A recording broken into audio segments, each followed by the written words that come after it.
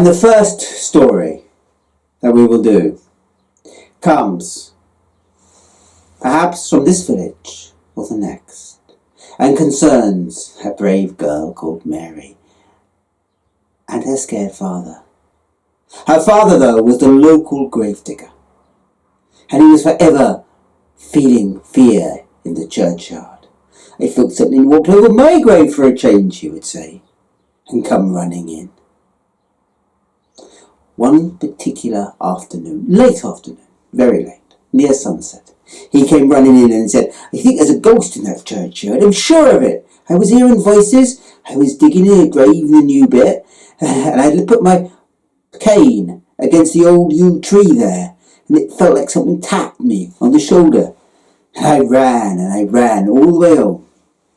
And Mary said, "Oh, Dad, you're such a fool. That churchyard is the most beautiful place I know. Old and new, the graves have some kind of eerie beauty to them. I'll go and get your cane, but don't worry. I'll be home before sunset, so no spirit will get me." And so saying, Mary lightly tripped into the churchyard. Now the afternoon was further advanced than she knew, and what with watching spiders and watching butterflies, and looking at the beautiful flowers coming out, it was very late when she came to the yew tree, on which the stick of her father was. And as she picked it up, she realized that the sun was setting. The evening was setting in. It was getting cold, and perhaps for the very first time in her life, she felt something akin to fear. She started to run her way back through the churchyard, but as you do when you're in blind panic, she missed her way. She was soon in the very old bit of the churchyard, the bit that she almost never went to, for there was something eerie there.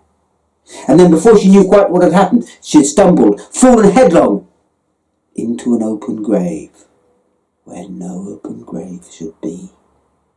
And as she started to try and clamber out, the earth in the grave seemed to fall on top of her. But before she could choke, two hands came out from the side of the grave and grabbed her, pulling her down. And she felt something heavy and climb on her back, and an evil voice whispered, "Stop!" and then turned and whispered in her ear, so the noise pricked the hairs in her ears.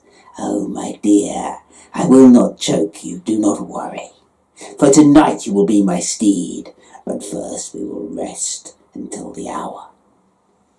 And Mary stayed in the dark, and on her back there was a burden, and above her she could see earth that seemed to have stopped in the act of falling. And she waited in the cold and in the dark, while the church clock slowly moved on, until at last it rang 12, and the creature rocked backwards and forwards upon her and said, "And now, and now!" And the earth parted. She saw the stars, and with a will that was not her own, she clambered out of the grave. "We will go, and I will eat." And they went to the first house. But as chance would have it, it was the vicar's house.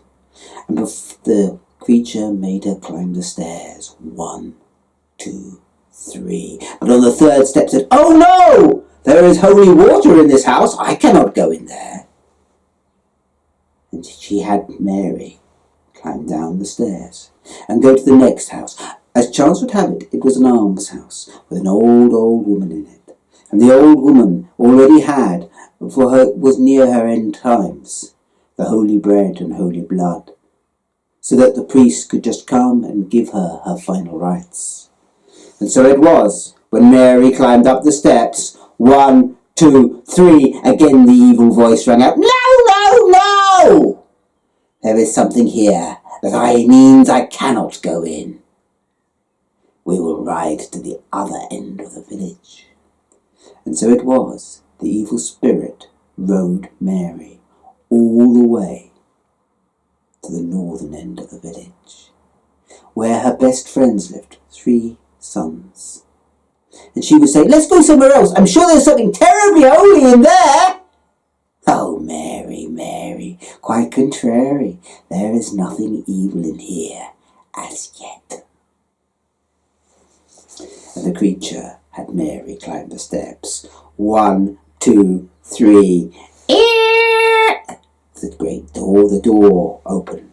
And they stepped in the hall and into the kitchen. Now find me food, said the creature on her back. And Mary pulled down from the shelves, and all there was all those people ever had. Oats and more oats. And for a moment the creature climbed off her back, but putting up its hand, it made her still and silent. And it tried the oats, taking them up with long black claws and tasting them with a blood-red tongue. And then its yellow eyes blinked, and it said, no, there is better food in here.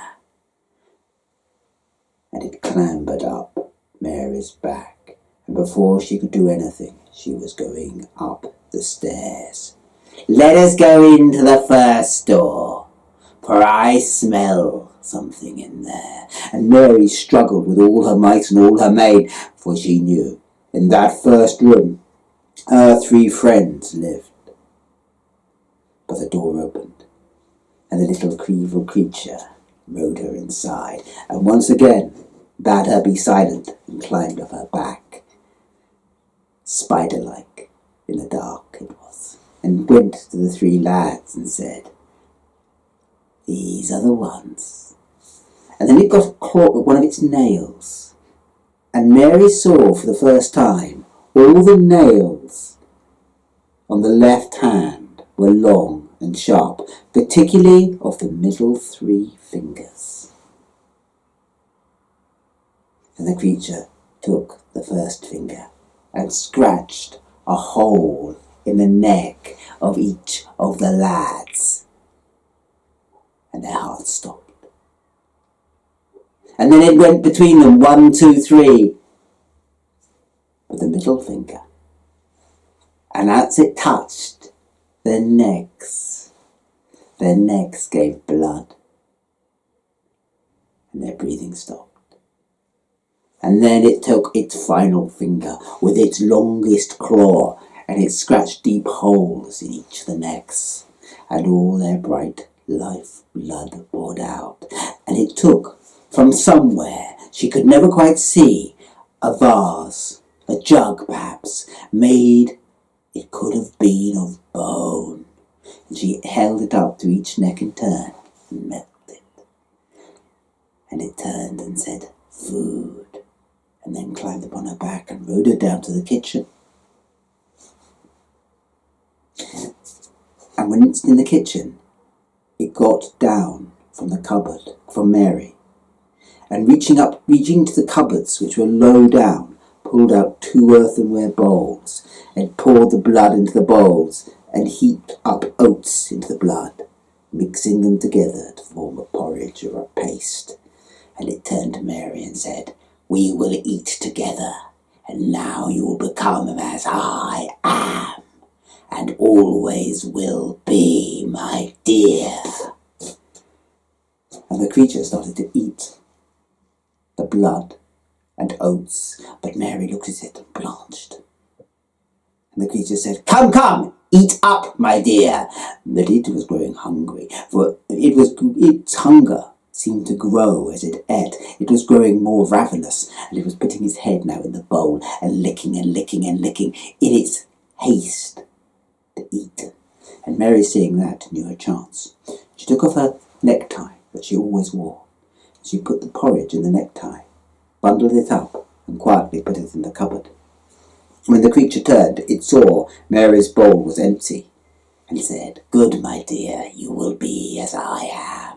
And then it clambered upon her back, and now it said, and now let me tell you the secrets of evil, while we go another way home.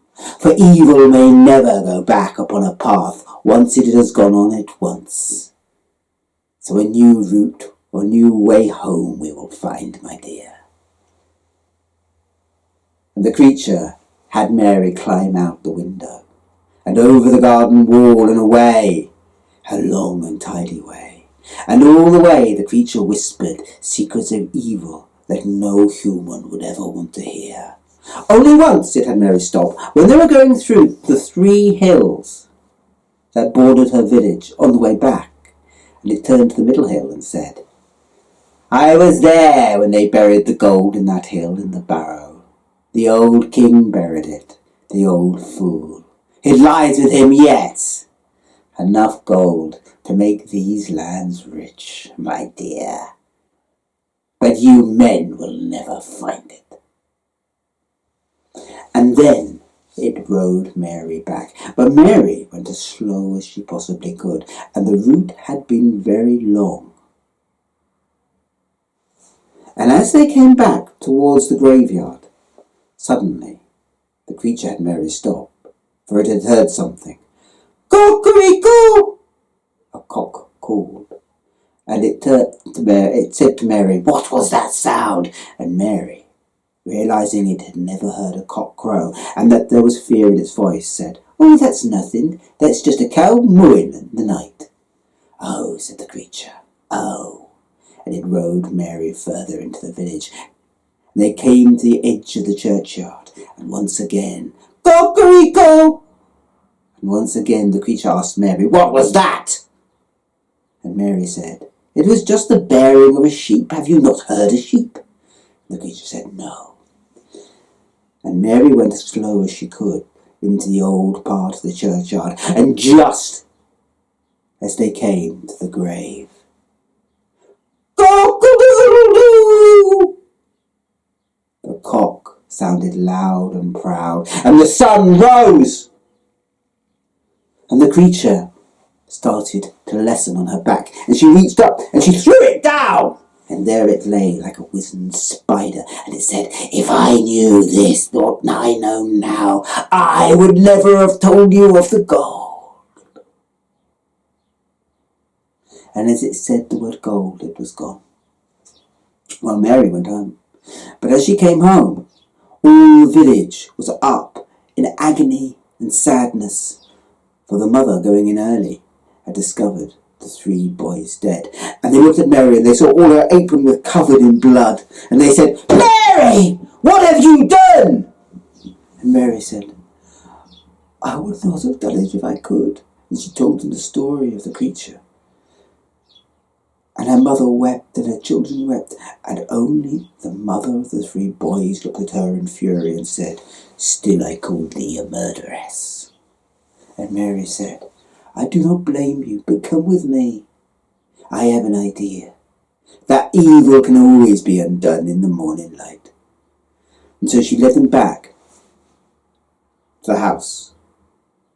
And she opened the cupboard door, and there was the porridge with the blood in it. And she wrung out the porridge and poured the blood into a chalice. And she took the chalice up, and she poured the blood in each of the necks of the 3 lads, one by one by one. And then she put a piece of porridge in the holes. And then she went round the 3 lads to the second hole, and in that she put a second piece of porridge. And in the third one, she asked the priest to put the holy host. When the holy host was pressed into that hole, the lads woke up alive, and all praised Mary and her wisdom. And she said, but I haven't done with you yet. Let us go to the middle mound, for there is enough gold to make us all wealthy. And so it was, they went and opened the middle mound, and there indeed they found gold beyond what they could have dreamt of. And they dug it up, and the village became wealthy and happier than it had been. And Mary, who married the middle of the 3 children, was always its happiest villager. For she, perhaps more than any of them, knew what evil was like, and how you had to turn away.